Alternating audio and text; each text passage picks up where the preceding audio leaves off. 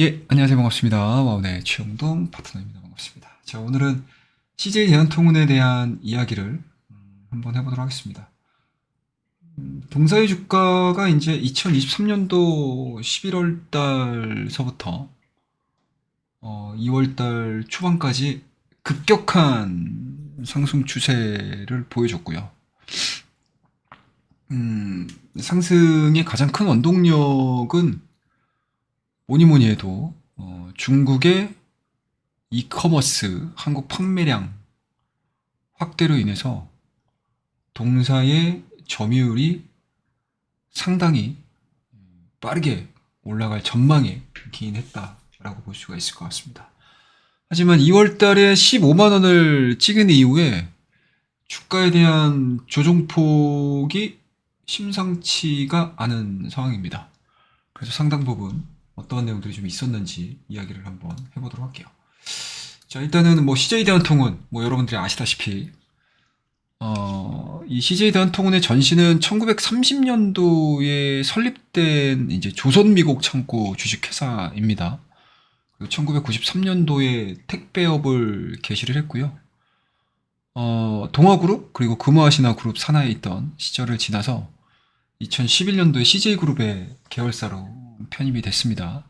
그리고 2013년도에 들어서서 CJ 대한통운과 CJ GLS가 통합을 했고요.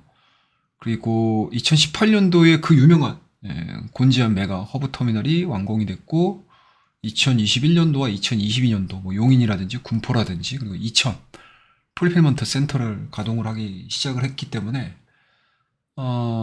국내에서는 뭐 가장 이 물류 기업 중에서는 가장 탑티어다라고 보시면 될 것 같습니다. 그리고 2023년도에 매출 비중 자체가 글로벌이 한 36%, 그리고 택배가 32%, 그다음에 이제 CL이 24%, 그리고 건설 부분이 한 8% 정도이기 때문에 뭐 글로벌과 이제 택배 물량으로만 이렇게 물류 쪽으로의 매출 비중이 거의 뭐 90%를 넘어서는 상황들이기 때문에 확실히 물류 쪽에서에 대한 변화 흐름들, 성장 흐름들이 주가의 상승 동력이다라고 보시면 될 것 같고요.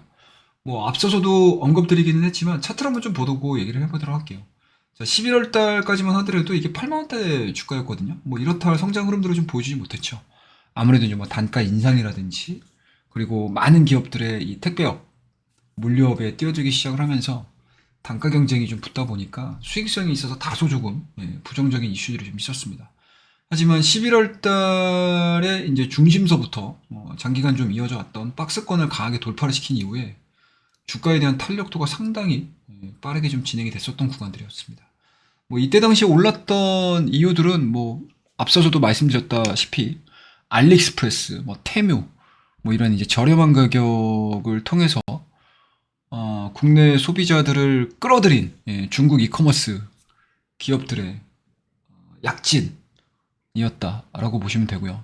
그리고 쿠팡의 물량도 뺏어오는 부분들, 그리고 경쟁 택파자를 이용하는 이커머스들의 물량을 뭐 가져오기 시작을 하면서 새로운 수요 자체를 상당히 좀 잘 창출을 했습니다.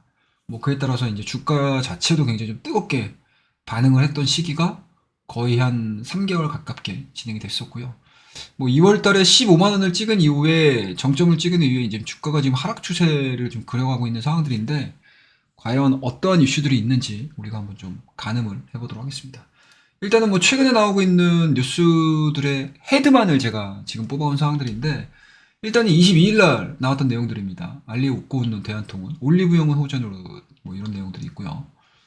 21일 날 나왔던 뉴스의 헤드라인을 보시게 되면 알리 통관 택배 경쟁 입찰 드디어 시작이다.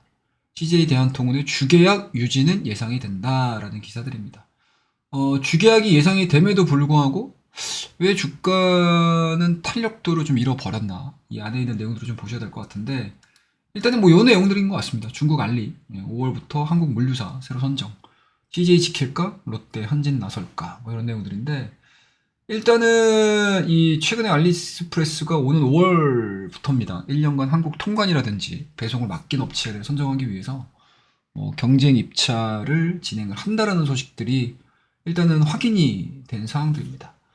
뭐 다들 이제 회사가 어떠한 형태로 돌아가는지는 거의 많은 분들이 알고 계시겠지만, 일단은 뭐 사교로 따지게 되면은 이 다자 입찰을 통해 가지고 할 수밖에 없는 상황들이거든요. 뭐 그런 측면에서 놓고 보게 되면 일단은 회사의 회사 내규를 통해 가지고 업무가 좀 진행이 되고 있다라는 생각이 좀 들고요. 일단은 그 이전에 알리익스프레스의 국내 택배 계약이 현재 다자 계약을 형태로 유지가 되고 있는 거는 맞아요. 하지만 왜 이렇게까지 CJ 대한통운이 굉장히 단기간 안에 주가에 대한 급등세가 좀 나왔던 이유들을 좀 보시게 되면, 이 CJ 대한통운이 가지고 있는 뭐 국내 이 택배 풀필먼트 뭐 구축이라든지, 그리고 여러 가지 이제 시스템적인 부분들 자체가 국내 서비스를 하는 데 있어서는 최적화되어 있는 상황들이기 때문에 CJ 대한통운이 담당하고 있는 비율 자체가 이제 80% 정도가 지금 소화를 하고 있었던 상황이었고요. 그리고 아마 알리익스프레스 사이트를 들어가서 보시면 아시겠지만 그 밑에 택배사가 기재가 돼 있습니다. 뭐 통상 뭐 한지는 저는 개인적으로는 좀 이렇게 많이 받아본 적은 없기는 한데, 그 밑에 이 대부분의 이제 물량을 구매를 할 때, 물품을 구매를 할 때 밑에 이제 택배사 그 내용들을 보시게 되면 CJ 대한통운하고 이포스트, 우체국들이 많이 현재는 좀 돼 있는 상황들입니다. 하지만 전체적인 이제 물량들을 좀 받아보실 때 보면 우체국 쪽 물량보다는 이제 CJ 대한통운의 물량들이 아직까지는 과반수 이상을 담당을 하고 있는 상황들이기 때문에 상당 부분 아마 많이 처리가 되고 있다는 걸 아실 거고요. 다만 이제 여기서 시장에서 이제 다소 이제 악재로 평가를 하는 부분들과, 그리고 이 알리익스프레스가 주계약으로서 CJ 대한통운을 그대로 유지할 것인가에 대한 이제 기대감들이 한 두 가지 정도가 딱 있는데, 그대로 이제 나뉘는 거죠. 첫 번째로는 이제 주계약 변경 시에 구축해야 할 물류 설비라든지, 그리고 시스템 안정화라든지 이런 부분들을 좀 고려를 했을 때 과연 이제 알리익스프레스가 CJ 대한통운의 주계약을 해지를 할 것인가, 그리고 현재 지금 80% 정도의 물량을 좀 소화를 해주고 있는 이 상황에서 비율 자체를 줄일 것인가, 이 부분일 거고요. 그 두 번째는 알리익스프레스가 이렇게까지 경쟁 입찰 카드를 1년마다 지금 갱신을 하면서 가지고 오고 있는 가장 큰 이유는 뭐 이윤이죠, 이윤. 단기 협상을 유리하게 끌고 가려는 전략으로 투자 심리에 있어서는 뭐 그렇게 지금 좋은 이슈들은 아닌 것 같습니다. 그에 따라서 뭐 차트에 대한 흐름들을 좀 보시면 아시겠지만 정점을 찍은 상태에서 이게 뭐 어떤 형태로 그려진다라고 보는 게 맞을까요, 여러분들? 뭐 이런 식으로 진행이 되겠죠? 이런 식의, 이런 식의, 이런 식의 움직임들을 좀 보여주고 있습니다. 이게 보시게 되면은 이제 왼쪽 워커게 형성이 됐고요.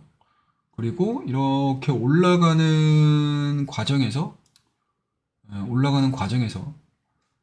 헤드가 지금 형성이 되어 있는 상태고, 그리고 주가가 이제 12만 원대까지 내려오기 시작을 하면서 다시 한번 리바운딩이 됐습니다. 하지만 2023년 초반에 발생을 했었던 왼쪽 어깨를 넘기지 못하죠. 그리고 다시 주가에 대한 하락세가 좀 나오고 있는 상황들이고요. 그리고 넥라인이라고 할 수 있는 12만 원대의 넥라인을 지키지 못하고 이번 주에 이제 개파락을 통해 가지고 이 주요 라인을 지금 깨고 내려온 상황들입니다. 그래서 단기적으로 우리가 패턴에 대한 스토리를 가지고 이야기를 한번 해보자라고 하게 되면, 사실은 이게 굉장히 좀 가깝죠. 굉장히 좀 가까운 모습들을 좀 보여주고 있습니다. 이게 어떤 모습들이냐라고 하게 되면 헤드앤숄더 패턴의 완성이 그대로 지금 드러나고 있는 게 문제라고 저는 생각을 하고 있어요. 보시게 되면 올라가는 상황에서 물론 이제 이 오른쪽 어깨에서는 좀 연장선이 좀 발생이 되고 있는데, 설령 연장선이 발생이 된다 하더라도 이 라인 자체를 돌파를 시키는 게 가장 좋고요. 그리고 설령 돌파가 되지 않는다 하더라도 최근에 보여줬던, 그러니까 왼쪽 어깨에서 보여줬던 이러한 넥라인들 자체를 하향타 시키지 않고 진행이 되는 게 기술적인 포인트를 이어가는 데 있어서는 가장 중요한 상황들인데, 이게 지금 이번 주에 지키지 못했다는 얘기죠. 그리고 대량 거래량을 동반을 해서 물량들을 좀 쌓아놓은 상황들이다 보니까 이 라인들을 올라갈 때마다 이 물량들을 다 해결을 해야 돼요. 기술적으로는 상당히 좀 안 좋지 않을까라고 저는 생각을 하고 있습니다. 그리고 재무적인 부분들 역시도 마찬가지죠. 이게 2023년도까지는 그래도 나름대로 지금 성장을 해주고 있어요. 그리고 영업이익 부분들도 작년도에 3.4%, 2024년도가 4.1%. 그리고 지금 시장에서 2025년도의 영업이익률을 보고 있는 부분들이 대략적으로 한 4.5%에서 4. 그러니까 후반대 정도 보고 있거든요. 네, 그런 상황들이기 때문에 사실 작년도 그러니까 2024년도의 예상 실적을 기반으로 해서 PR이 한 9배 정도 설정이 되고 있는 상황들이기 때문에 시장의 목표가 자체는 한 13만 원대 정도 예상을 하고 있습니다. 그렇다고 되면은 주가에 대한 흐름들 자체가 15만 원대까지는 일단 오버슈팅 한 거고요. 그러면 주가에 대한 흐름들 자체가 이 라인에서 그렇게 크게 벗어나지 않아야 된다라는 얘기겠죠. 그래서 일단은 작년도 12월 달에 요 넥라인의 지지 포인트를 만들면서 지금 다시 한번 진행이 되고 있지만 이게 뭐 노이즈인 거잖아요. 그러니까 알리익스프레스의 연장이 되는 뭐 연장은 될 것 같다라는 생각들인데 그 연장 자체가 기존의 조건보다 안 좋다라고 되면은 주가에 대한 탄력도는 상당히 좀 줄어들 가능성, 그리고 이 라인 자체를 깨버리게 되면 뭔가 이제 대기를 했었던 물량들이 한꺼번에 좀 쏟아질 수도 있는 그런 가능성이 상당히 좀 높지 않을까라고 저는 생각을 하고 있습니다. 그래서 혹시라도 단기적으로 CJ 대한통운 내가 한번 들어가 볼까라고 생각하시는 분들 같은 경우는 지지 포인트가 확실히 나오는 구간들을 좀 보셔야 될 것 같아요. 일단 1차적으로는 한 11만 원대? 예, 뭐 이미 뭐 11만 원대 한 중반대에서 넥라인이 형성이 돼 있는 상황들이기 때문에 이 라인을 받고 올라오게 되면 너무나 좋기는 하겠지만 이 라인보다는 저는 개인적으로 이평에 대한 대응이 훨씬 더 유리하지 않겠느냐라고 저는 생각을 하고 있고요.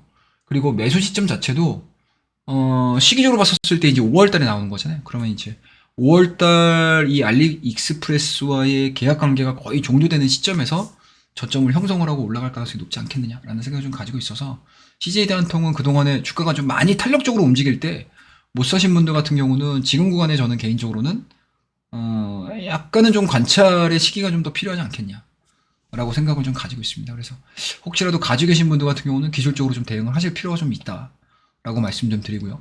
그리고 여전히 뭐 알리익스프레스뿐만 아니고 중국 이커머스의 이제 한국 진출로 인해서 뭐 물량에 대한 흐름들, 그리고 이제 뭐 어차피 뭐 온라인 구축 서비스 자체는 뭐 국내 서비스 몰도 유지가 되고 있고 긍정적으로 진행이 되고 있는 상황들이다 보니까 그 물량에 대해서 내가 그 물동량에 대해서 긍정적으로 좀 평가를 하고 들어가시려고 하시는 분들 같은 경우도 일단은 지금 나와 있는 노이즈 자체는 알리익스프레스 건이 가장 크니까 그 건이 마무리되는 시점에서 저점을 타진을 한번 해보시는 게 현 시점에서는 좀 가장 합리적이지 않겠느냐라고 저는 생각을 하고 있습니다.